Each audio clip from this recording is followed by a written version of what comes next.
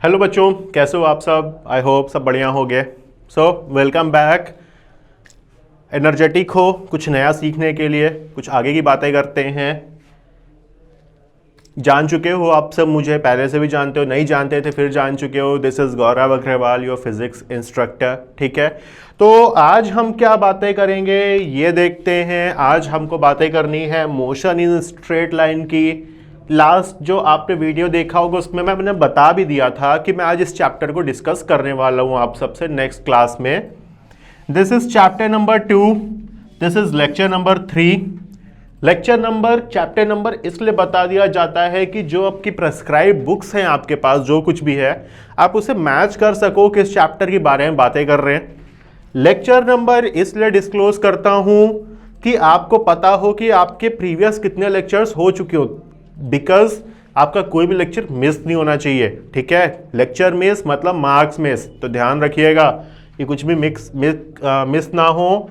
And another thing कि यहाँ पे जो अभी मैं शॉर्ट लेक्चर्स ले रहा हूँ, जैसे यूनिट मेजरमेंट का लिया, आज मोशन इन स्ट्रेट लाइन का भी एक शॉर्ट ही लेक्चर है। आपको पता ही है, जब आप खोले होगे तो दिख गया होगा कितनी देर का लेक्चर है। बेसिक बातें हैं। इसके बाद जो नेक्स्ट लेक्चर आएगा, मतलब लेक्चर नंबर 4, वो हमारा आएगा लॉज ऑफ मोशन का। वहाँ से पीई के चैप्टर्स हैं, वहाँ से हम डिटेल बातें करने वाले। ठीक, सो आज हम तैयारी करेंगे कि क्या क्या करना है पीई के लिए। सेशन ऑब्जेक्टिव गाइस देखिए आपकी स्क्रीन पे। डिस्टेंस एंड डिस्प्लेसमेंट क्या होता है, क्या डिफरेंसेस हैं, इनको डिस्कस करेंगे। स्पीड और वेलोसिटी क्या है, एवरेज वेलोसिटी क्या होता है, एक्सेलरेशन क्या होता है, इक्वेशंस ऑफ मोशन क्या है। पॉइंट शुड बी नोटेड बच्चा, यहां पे हम इक्वेशन ऑफ मोशन का डेरिवेशन नहीं सीखेंगे, सिर्फ इक्वेशन ऑफ मोशन को देखेंगे होता क्या है, क्योंकि ये आपके में है नहीं। ठीक है, इस चीज का ध्यान रखिएगा। This is exclusively for NIUS students, तो हर लिहाज से पेपर पैटर्न को ध्यान में रख के लेक्चर्स शूट किए गए आपके लिए। ठीक है, now our very first topic for today, that is distance. Simple सी बात बोलता हूं, आप घर पे, अभी तो खैर आप आ नहीं रहे हो, आप घर पे हो। ठीक है, आपको घर से कोचिंग आना है, राइट। मान लीजिए 3 बजे की क्लास है, सपोज आप घर से इनफ टाइम लेके निकले, तो क्या करते हो, दोस्त के साथ बाइक से निकले, फिर तो बात ही अलग है। आराम से घर से निकले, घूमते फिरते पूरा टहलते टहलाते विजन पॉइंट पहुंचोगे। ठीक, दिस इज डिस्टेंस। ठीक, बट अगर आप शॉर्ट टाइम लेके निकल रहे हो, आपके पास टाइम नहीं, आपको टाइम पे क्लास भी पहुंचना है, लिमिटेड टाइम लेके निकले हो, तो आप वो रास्ता प्रिफर करते हो जो शॉर्टेस्ट टाइम में आपको घर से कोचिंग पहुंचा दे। जो आपने ये पाथ कवर किया, ये पाथ आपका कहलाता है डिस्टेंस। ठीक है, बात समझिएगा। और ये जो आप घर से विजन पॉइंट के बीच की शॉर्टेस्ट डिस्टेंस लेके चल रहे हो, ये शॉर्टेस्ट डिस्टेंस कहलाती है डिस्प्लेसमेंट, राइट। मतलब the path covered by body is called distance, the shortest distance between final point and initial point is called displacement. अब जैसे मान लीजिए एक बंदा है राम, सपोज एक बंदा है श्याम। पॉइंट ए ये है, यहां से पॉइंट बी पे जाना है। ठीक, ध्यान से देखिए, 2 बंदे हैं राम और श्याम, उनको पॉइंट ए से पॉइंट बी पे जाना है। राम ये वाला पाथ ले रहा है, ये स्ट्रेट लाइन वाला। ठीक, श्याम ये वाला पाथ ले रहा है। मान लीजिए ये डिस्टेंस है 10 मीटर सपोज। ठीक, राम का डिस्प्लेसमेंट कितना, the shortest distance between 2 points A and B which is 10 metre. Ram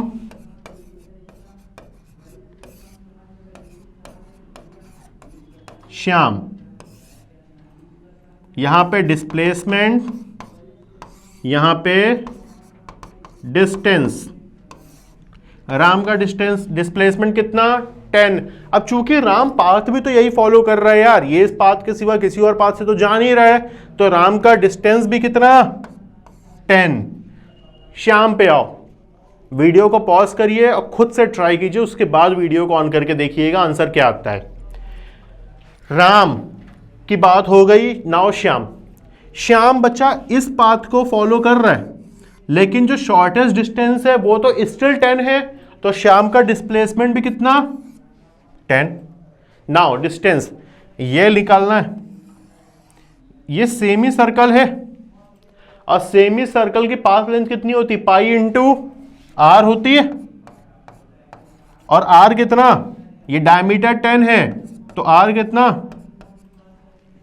5, यानी पाई की value 22/7 into 5 that is 110/7 metre is the answer. बात समझ में आया?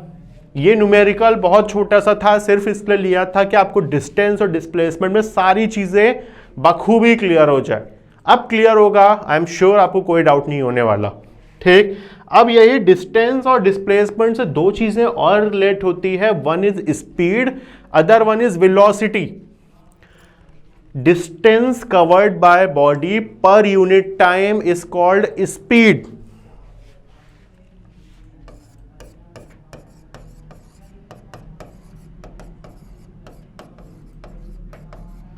Distance covered by body per unit time is called speed, whereas displacement covered by body per unit time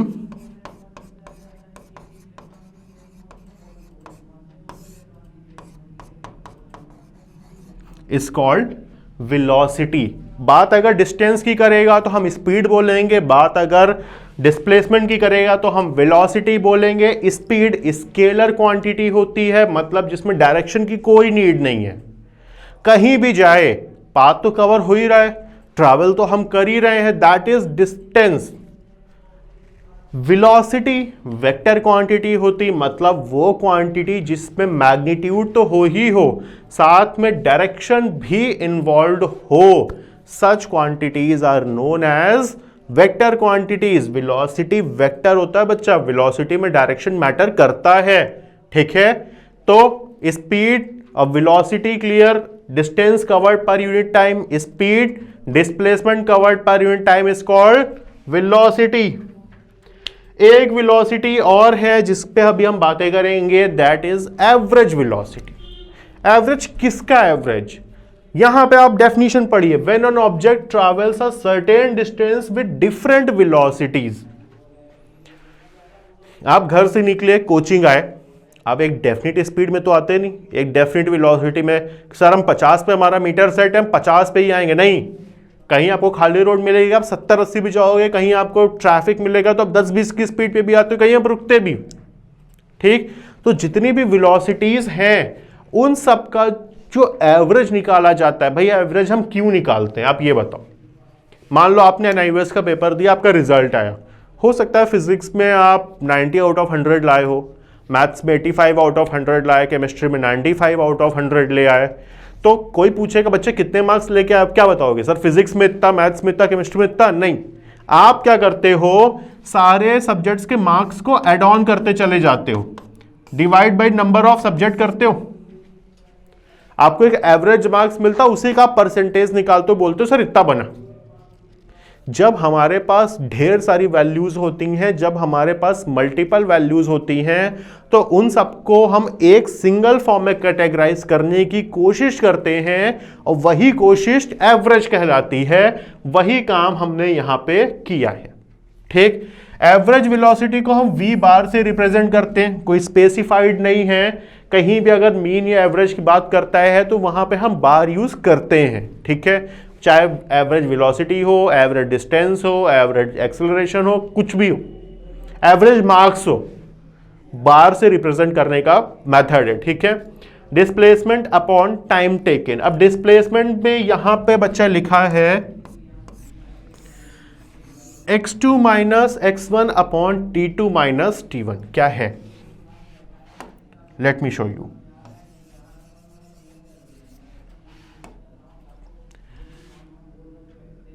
एक ही बंदा था, मान लो यहां x1 पे खड़ा था, ठीक है, एक ही बंदा है यहां पे x2 पे खड़ा है।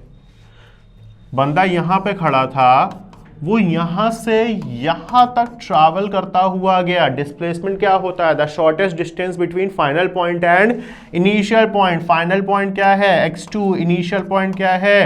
x1, that is displacement.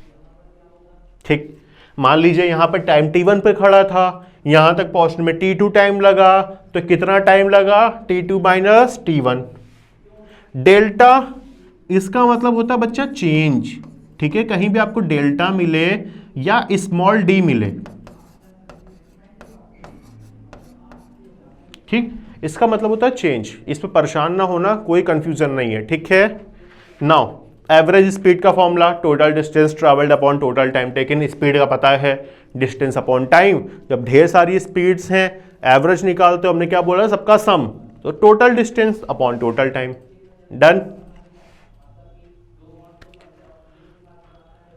Acceleration, distance covered per unit time is called speed and displacement covered per unit time is called velocity, and velocity covered per unit time is known as acceleration, represented by small a।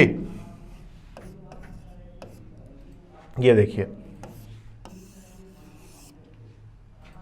velocity covered per unit time that is called acceleration, या हम ये भी कहते हैं change in velocity upon change in time is called acceleration, या change in velocity का मतलब ही हुआ v2 माइनस v1, जैसे अभी हमने थोड़ी देर पहले पढ़ा था। Change in time t2 minus t1, again delta से रिप्रेजेंट किया गया है, फिर से इसका मतलब होता है चेंज। चाहे आप स्मॉल डी से रिप्रेजेंट कर लो, इसको ये बोल लो dv अपॉन dt, तब भी ओके है, कोई टेंशन नहीं है। एक चीज़ यहाँ पे और है जो मैं आपको बताना चाहूँगा, आपको ध्यान भी होनी चाहिए। एक्सेलरेशन दो होते हैं। जब बॉडी की स्पीड इंक्रीज कर रही होती है, जब आपकी बाइक तेज भाग रही होती है, जो एक्सीलरेटर खींचते हो ना, उससे एक्सेलरेशन जनरेट हुआ। जब बॉडी की स्पीड बढ़ रही है तो एक्सेलरेशन आता है, फिर हमने ब्रेक लगाया, बॉडी की स्पीड कम होती है, तो वहां पे टर्म आता है नेगेटिव एक्सेलरेशन, जिसको बोलते हैं रिटार्डेशन। ठीक है, क्या बोलते हैं? रिटार्डेशन।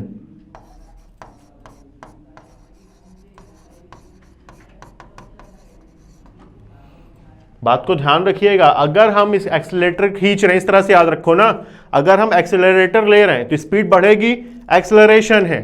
ब्रेक लगाए, स्पीड घटी, मतलब v2 की वैल्यू कम हो गई v1 से, यह आंसर माइनस में आएगा।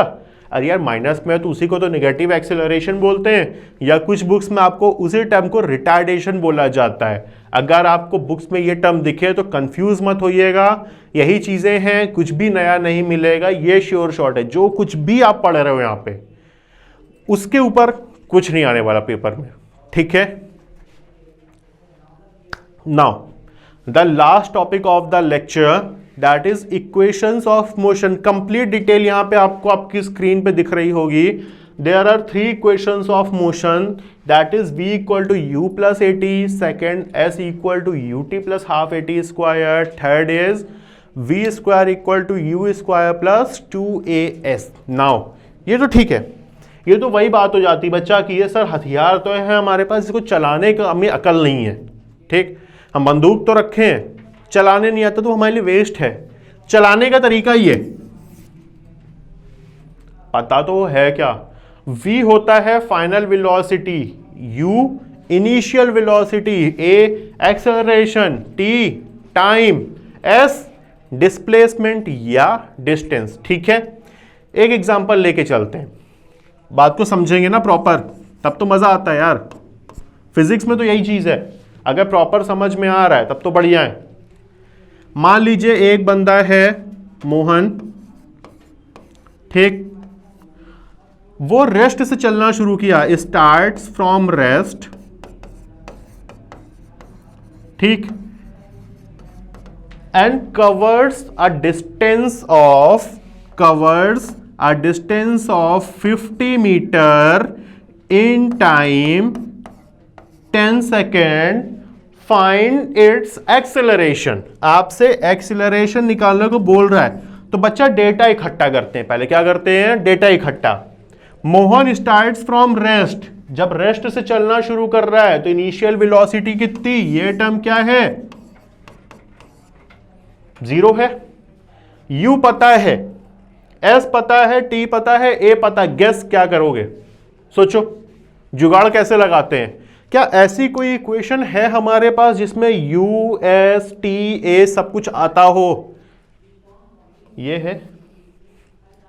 यहां पे देखो S भी है, U है, T है, A पूछा है, कुछ नहीं करना यार, वैल्यू तो रखनी है। और रख के देखते हैं क्या है equation, S equal to u t plus half a t square. S कितना बच्चा 50, U 0 हटाओ, कोई काम का नहीं है बस, ए टी 10 सेकेंड, 10 का square 50 equal to half a 100, this is 50, और ये 50 से ये भी एक्सेलरेशन कितना 1 मीटर पर second square, that is your answer. अभी जब नेक्स्ट क्लास में, नेक्स्ट लेक्चर में आपको लॉज ऑफ मोशन के वीडियोस मिलेंगे ना, तो इसमें बीच बीच में ये यूज होगा यार। अब जैसे हम नेक्स्ट क्लास में क्या पढ़ेंगे, फोर्स पढ़ेंगे, फोर्स का फॉर्मूला आएगा F equal to m a, बात को सुनिएगा 2 minute, F equal to m a आएगा, ठीक है। अब यार A क्या है, एक्सेलरेशन, न्यूमेरिकल फोर्स का आएगा तो एक्सेलरेशन भी तो निकलवाएगा ही ना बच्चा, तो एक्सेलरेशन निकालने का क्या तरीका है वो हमने यहां सीखा। अब बात क्लियर हुई कि टीएमए के चैप्टर्स पढ़ना हमारे लिए क्यों नीडी था, हमने क्यों पढ़ाया या आपको क्यों बोला कि आपको पढ़ना चाहिए, ताकि जो पीई के चैप्टर्स हैं वो कॉम्प्रोमाइज ना होने पाए, ठीक। इसलिए इसको हल्के में मत लीजिएगा, जो पढ़ाया एटलीस्ट उसको नोट डाउन रखिएगा, it will help you a lot. वो आप नेक्स्ट लेक्चर जो आप देखोगे उसमें आपको खुद ब खुद समझ में आ जाएगा कि यहाँ की चीज़ों को हमने यहाँ पे कैसे यूटिलाइज कर रखा है, ठीक है। सो आज के लिए इतना ही। फिर से वही बात जो आपको हर क्लास में बोलता हूँ, हर लेक्चर में, कोई प्रॉब्लम है, कुछ आपके पास क्वेश्चंस हैं, कुछ क्यूरीज हैं, तो ये नंबर और हमारी वेबसाइट आपके पास स्क्रीन पे है, यू कैन विजिट अस और कॉन्टैक्ट अस, ठीक है। आपकी क्यूरीज रिजॉल्व हो जाएंगी। Till then, goodbye guys, take care.